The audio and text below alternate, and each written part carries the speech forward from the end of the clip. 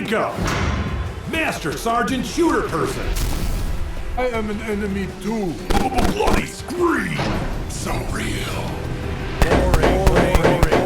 Boring. They say that imitation is the highest form of praise. If that's the case, Modern Warfare is the best game of the late 2000s. By the time we got to the mid-2000s, first-person shooters were the biggest genre out there, and at the time, there were really two popular kinds of shooters. There were sci-fi shooters, and there were World War II shooters. Not to say there weren't any modern military shooters, namely there was Counter-Strike, but not until Modern Warfare came out in 2007 did everyone just abandon everything to make modern military games, or to take from them. To say Modern Warfare knocked it out of the park with sales is an understatement. 13 years later, there's been yearly Call of Duty releases, which have each sold multiple millions of copies. With the tides of success comes the inevitable attempts to ride the wave, and I think it's time we explore those consequences. Welcome back to the long-awaited series on design thoughts I'm doing on single-player FPS.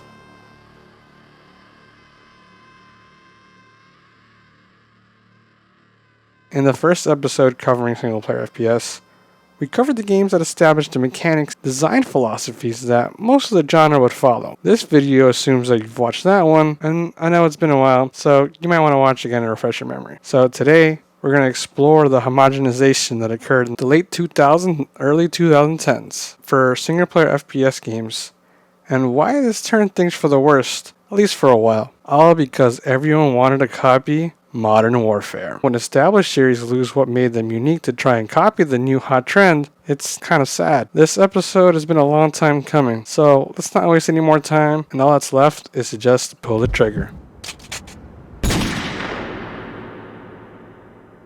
The first game we're covering is obviously Modern Warfare, and afterwards we're going to look at Bioshock and the changes made into Bioshock Infinite. Why Bioshock Infinite? Well, I could cover any number of games that could have gone through the codification process, but these are two games that I had a lot of experience with. I'm sure many of you have stories of your own favorite game series that are losing themselves to the Borg, and you can apply some of that with the things that I'm going to say in this video. These two games might not seem too similar on the surface, but sometimes changes can be less obvious with such differing visuals. So let's just get started with Modern Warfare. The first thing we're going to look at is tutorial. This is given to you before you pick any difficulty setting, and depending on how you do, I recommend setting for you. You're free to try as many times as you want, and it even makes sense within the context of the game world. So yeah, if I'm going to give Modern Warfare any credit, is that I like this approach. You get an idea what the game will be like, and familiarize yourself with the controls before you see how hard you want it. These cardboard cutouts are the most fair enemies we're going to be seeing in the rest of the Modern Warfare's campaign. This obstacle course is a little bit of the game in a microcosm too. You run to waypoints, you do shooting galleries. Don't think it's that simple? Well, yeah, you're right. Sometimes you gotta press a button before a cutscene happens. The very next mission might as well be a tutorial level as well. We're given some pseudo stealth to start where there's no fail state and there's just an opportunity to shoot the cardboard cutouts before they can see you. In this game, there's a persistent waypoint and compass at the bottom of your screen. Gone are the days of having to figure out where to go. But since this game is basically a Disney tour of modern military action, you might as well get some directions. When we reach the waypoint, we're told to evacuate, and something that persists through the game happens. The game will take control away from you to knock you down, and you have to wait for Price to pick you back up. This is to build tension, but there's no danger here. It's just an excuse for a first-person cutscene. This game, among many others, led the charge of the style of first-person cutscenes. It's like they all played Half-Life, but forgot that you never actually lose control in that game. When you reach the end, you have to jump onto a hovering helicopter and press a button for it to happen. It looks impressive, but again, this is a glorified cutscene. There's no real danger. Compare this to any platforming session in Half-Life. These moments felt dangerous because you had to do it yourself. I am downplaying the theatrics a little. They definitely look impressive, so people can get the feeling of doing something great, but we're not so easily fooled. Linear paths that lead to gallery-style shooting sections. Sometimes with an objective, sometimes just getting put in the map. Littered with first-person cutscenes in between. These sections involve ducking in and out of cover. And as we cover the mechanics individually, we'll see what that is. So let's go through them. One of the first things you might have noticed is your health, or rather, lack of health on your heads-up display. Taking damage in Modern Warfare doesn't matter until you actually die. Any damage you take will refill fully if you can stop getting hit for 5 seconds. The most annoying thing about this process is this big bloody screen you get and a heartbeat pulsating in the screen as well while you take damage. You are incredibly frail as you're supposed to be a real human soldier, but last time I checked, real human soldiers can't recover from multiple gunshot wounds if they just avoid getting hit before that fatal strike. Also, if they get shot in the leg, their eyes don't fill up with blood randomly. This system encourages players to take careful shots from behind cover and generally to take things slow. Having this system allows for Modern Warfare's non-existent enemy design to hit you as many times as they want without lasting punishment. It would feel horrible for an unreadable hit scan weapons to hit you from an unknown location, so instead you're only punished until you take lethal damage, so you're allowed to duck for cover if you ever feel in danger. I understand why this is in multiplayer. When you're in a firefight and you barely make it out alive, there's a lot of tension there. If you regenerate health, you can maximize the amount of time this can happen in a single life. But in the single player, it just allows for really poor enemy design. Enemies in Modern Warfare might as well be turrets, and somehow they're even less fair than that. In Half-Life, turrets had an incredibly loud and recognizable sound when they spotted you, and the wind-up was fairly lengthy before they started ripping you apart.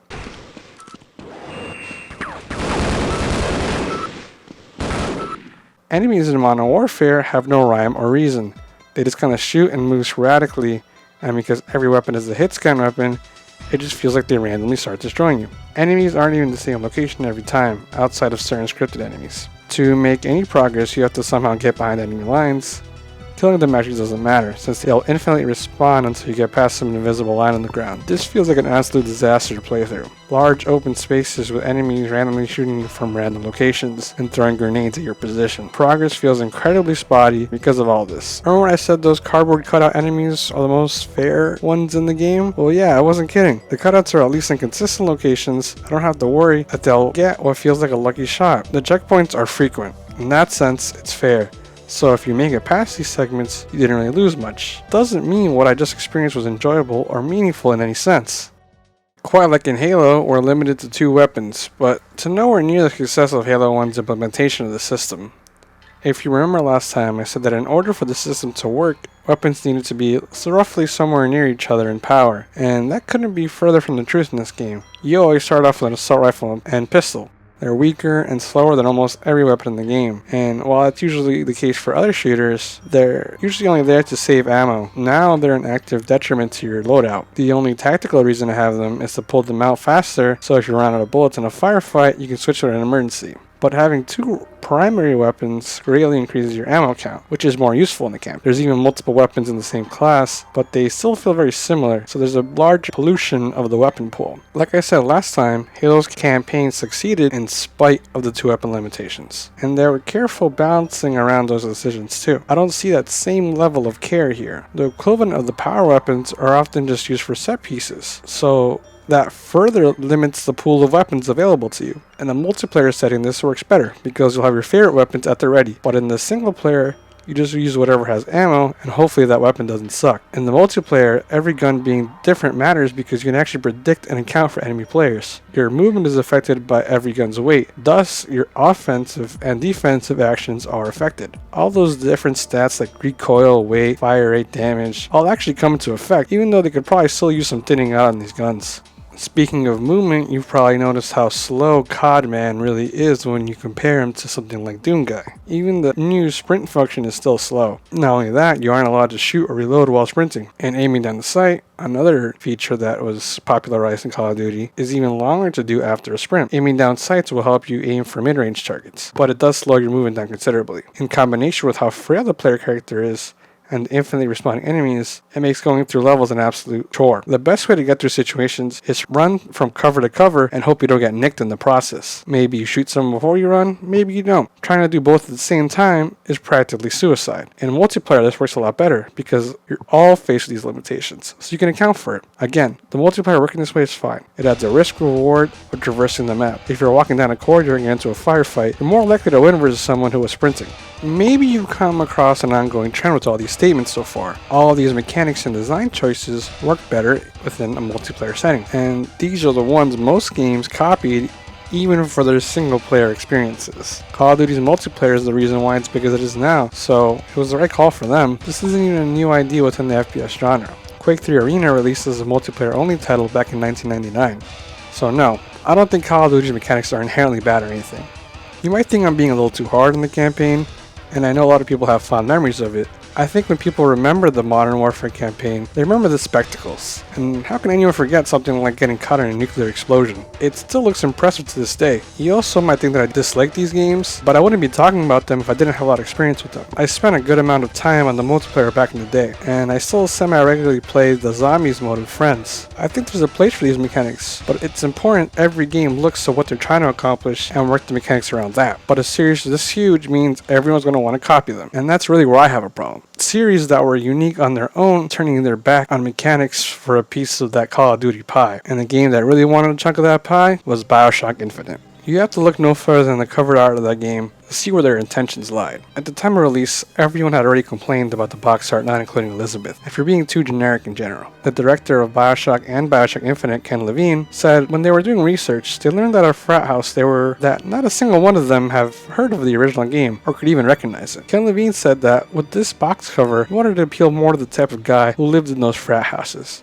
to compete more with modern military shooters. Ken Levine also said that despite what the box art looks like, it's still a game for the fans of Bioshock. He says this, but the game suffers from homogenization and applying mechanics from Call of Duty where they really had no business being. Alternate box art was later released with it, but just keep that in mind when we start diving deep into this. Let's start this part by examining what the core gameplay loops were of the original title and Infinite. There's a lot to these games, but we're going to be looking at what you spent most of your time doing. In Bioshock, you were tasked with an objective that you can complete in a multitude of ways. You were also given an open level to explore until you did that. These levels, if explored thoroughly and cleverly with the use of your plasmids, could give you extra supplies, power, audio logs, and more. Having an open design like this meant that there were two kinds of encounters, scripted and non-scripted, and even the scripted events could be affected by the actions you took during the exploration phase. I might as well mention the health bar while we're at it. It's a normal health bar. The only thing that is that you can dictate when to heal with the quick press of a button from the number of medkits you might have gathered. If you have Vita Teamers turned on, you'll infinitely respawn here when your health bar depletes. If they're disabled, you'll be booted back to the main menu where you can start from any of your save points. While you were out in the open, there was a lot to play around with. There was health stations that you and the splicers could both use, turrets,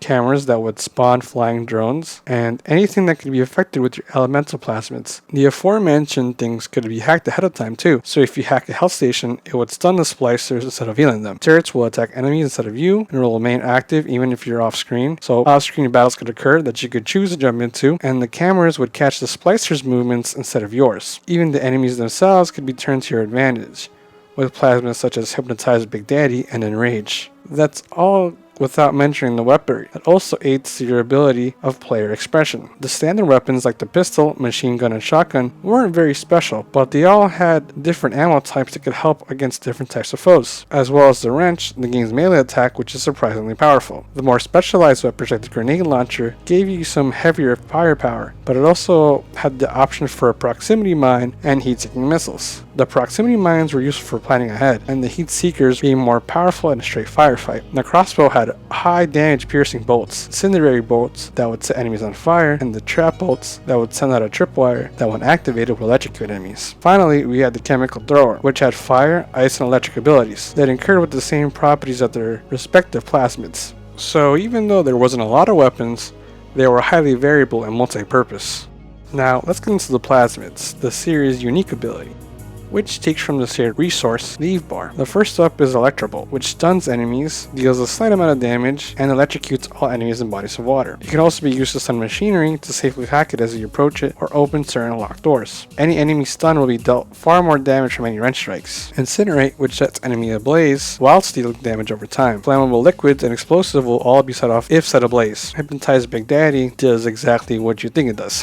Telekinesis pulled in and levitated objects to your position and then can be flung at high speeds afterwards. Target enemy placed a copy of you which would distract enemies. Sonic Boom pushed back enemies. Insect Swarm stunned and dealt damage over time. Winter Blast could freeze enemies and machinery. The stun here is considerably longer than the Electro Blast, but if you kill enemies in the frozen state, it will shatter their body and you won't be able to loot from it. Using Winter Blast on machinery makes hacking even easier too, as it slows the time requirement for the hacking minigame. Cyclone Trap suspends slicers in the air with a mini tornado. And Rage makes enemies attack each other. And finally, Security Bullseye will make machinery target whoever you hit with the plasmid with.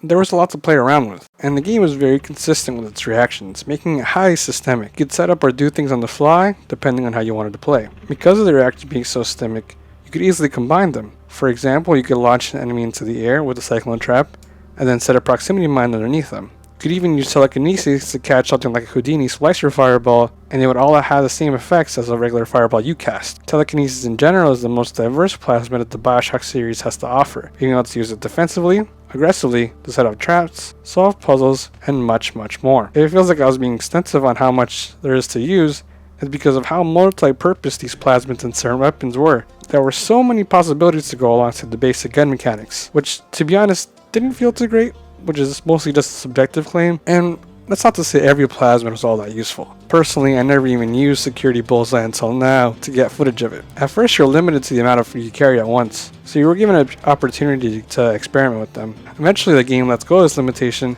and you can hold many, many more. All weapons are available as soon as you pick them up forever. Both use a weapon wheel if you're playing on the console versions. Pulling up the weapon wheels and hacking in the middle of a combat did harm the pacing a bit, but when everything went as planned, it felt great. That was the core of the gameplay loop: exploration and looting, which transitioned into planned or unplanned combat, which was highly systemic. They all fit well into Bioshock's world too. Rapture was a destroyed and ransacked city with insane inhabitants, and the weaponry and plasmids are a big reason why that happened. You just survived a plane crash in the middle of the ocean too, and just ended up in Rapture. It's not like you had any other option than where to go, just as the player character needs to survive and fight, so both the player and the character on screen need to survive and fight. The mechanics of the game complement that. Let's compare to Bioshock Infinite. Each level is mostly a linear tour that is broken up with arena-style shooting galleries, littered with first-person cutscenes in between. Sound familiar?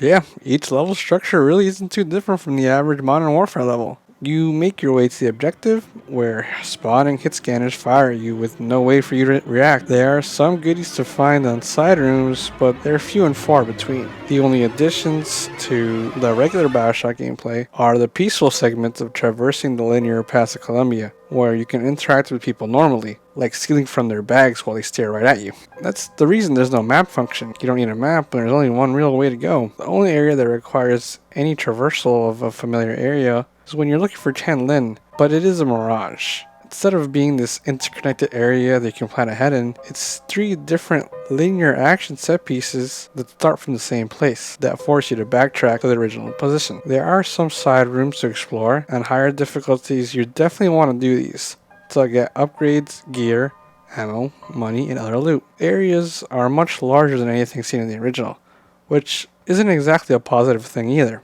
Because these areas are so open, that means your guns are really the only thing that are going to reach long distances. You either have to close these distances or let them approach you to use your vigors. So let's explore the mechanics further and start with your health. So now you have a regular health bar as usual, but it's supplemented with a shield that acts as regenerating health. If your health part hits 0, you'll be knocked out, and then Elizabeth will pick you back up, while also taking some of your money for her efforts. Losing your shield is prompted by a pretty annoying screen flash, and starts to regenerate if you can avoid getting hit for a while, much like another shooter we covered today. Next is the guns. This time around you get a large selection of guns, but you only get one ammo type, and none of them are multi-purpose. You have a pistol, machine gun, shotgun, carbine, hand cannon, crank gun, an RPG, a sniper rifle, and then you also have a skyhook which acts as your melee option. There's also Vox Populi versions of most weapons, like the heater, which is a stronger version of the shotgun, with a small chance of igniting, but only one shot in the chamber. The repeater, which has a slower rate of fire, but more power than the machine gun. The burst gun is the 3-burst version of the carbine, and the hailfire, which is a faster but weaker volley gun. All of them function pretty much how you think they do. So in the original Bioshock, everything fit into weapon wheel, and also had other uses, as well as upgrades that you can customize to your heart's content. In Infinite, there's no way you could fit all that many guns, so what did they do? You are limited to just 2 weapons at a time, a huge downgrade to the amount of strategy you can have, especially that every gun has separate ammo counts. Another huge issue is that As the game goes along, you're going to need to upgrade your guns to be the appropriate damage. But you can't get everything since they're also pricey. So it's a shot in the dark about whether you're going to have ammo for the weapon you want to upgrade. These two systems just don't mix together at all. Not to mention the alternative versions don't keep those upgrades. And they don't even need to exist, so they just are there to pollute the weapon pool even further. Bringing back Halo again, every weapon was somewhat useful. So the game got away with the 2-weapon limitation. It's really not that hard to understand, but it's just a very common problem within first-person shooters. In this game, you're actively forced to pollute your own weapon pool further and further. The more you upgrade, the worse the other weapons get, especially on higher difficulties where the enemies have more health and are even stronger. You're going to be starved for more ammo, and you are forced to pick up weapons you never wanted to use in the first place.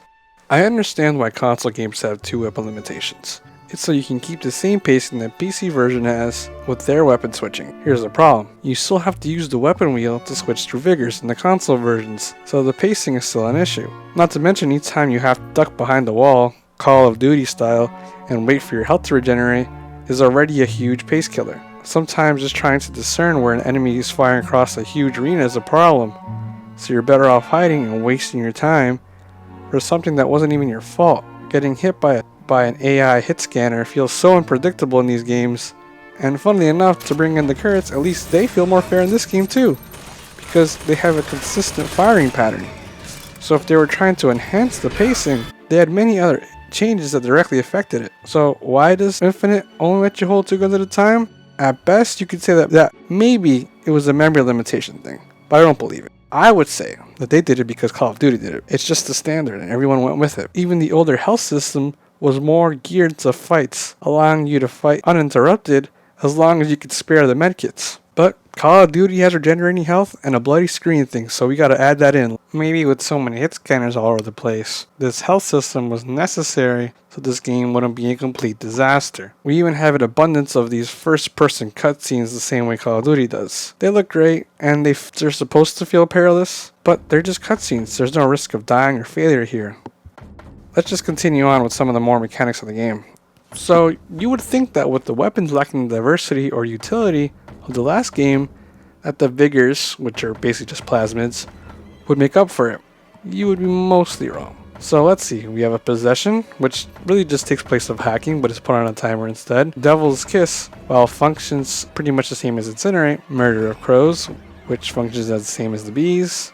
Shocky, which is the Electro Bolt. Bucking Bronco, which is similar to Cyclone Trap. Undertow, which is similar to Sonic Boom, but could also pull in your enemies like Telekinesis. The only functionally new ones are Return to Sender, which is a shield with the capabilities of sending projectiles back, and Charge, which high speed sends you into the enemy for damage. Active Vigors work functionally as stuns, which also lay traps. Both Electroshock and Incinerate keep elemental effects, but the environments don't give you a good place to use those effects. Undertow's pushing effects work best with Infinite Sky setting by being able to push enemies off ledges. You would think with Infinite being more linear, you would think they would set up a lot of situations for you to use these figures in interesting ways like the original did, but it's just not there. The arenas are often designed 2 ways.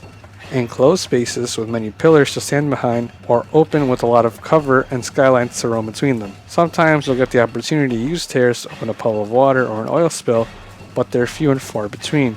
Since the areas are often so large, it's a gamble if they'll ever be worth it. We'll talk about the skylines and tears, the 2 major additions of the game, soon enough. Let me finish about my points about the Vigors. There are some set combos for the Vigors like Shock Jockey and Possession or Undertow, and Devil's Kiss and Charge. But the player often doesn't even have the time to experiment since the game is linear, and on higher difficulties, enemies need to be dealt with quickly, so you don't really have time, as they can easily take you out. Some of them don't even make sense, so discovering them will just be a happy accident. Again, since the range on these Vigors aren't great, you'll mostly be reliant on your guns anyway. Finally, let's talk about Skylines and Tears. The Skylines are mostly a success, but aren't perfect.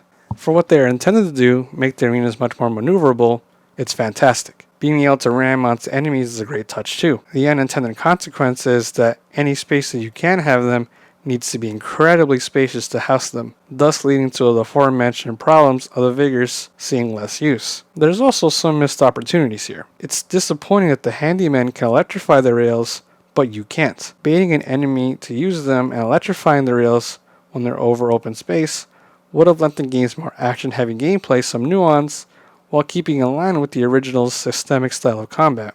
It's a bit of a mixed bag. If they weren't here, then I wouldn't be sure how Columbia being in the sky would have been as well displayed. The tears are these other timeline or dimensions that Elizabeth can bring into your world. It's a major story device, if not the biggest story device, but as a gameplay mechanic, it's very underwhelming. The tears are often used to summon sort of mechanical object like a turret, or cover, or some supplies like weapons or health pickups. Like mentioned before, it's very rare for you to get an environmental effect for you to summon and use in battle. My favorite is actually the sky hook that you can summon, because at least it makes my own actions different by allowing me to be more mobile.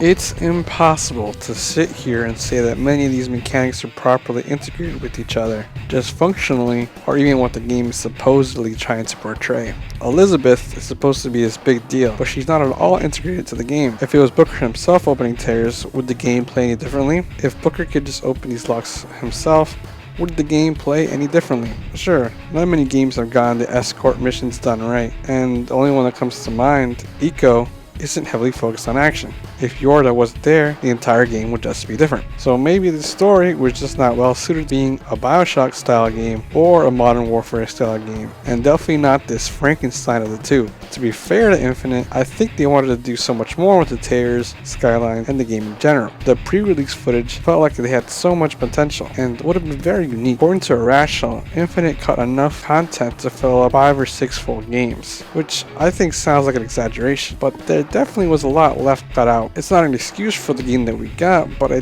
do think the initial design had grander plans. I also want to go on record saying that I don't even think the original Bioshock is some sort of masterpiece or anything close to it, but I do think it was very good and very unique for what it was, and the game's depiction of Rapture had incredibly strong world building. Even if not everything was perfect or well fleshed out, like the morality system, they still largely fit well within the world of Rapture. If you really look at it, all the mechanics that carried over from Bioshock were pretty nerfed, not very useful in general, if not completely removed. All the new stuff is much more prominent, which range from very good to underwhelming to downright insulting to say these two games should be in the same franchise.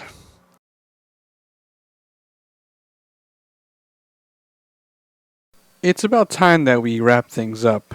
The modern era of shooters was definitely a low point in the reputation of these games. Not to say there weren't any exceptions, but I wouldn't disagree that they deserved it. First-person shooters also aren't the only ones who adopted some of these trends. The bloody screen thing in particular had many variants, and it's still used to this day.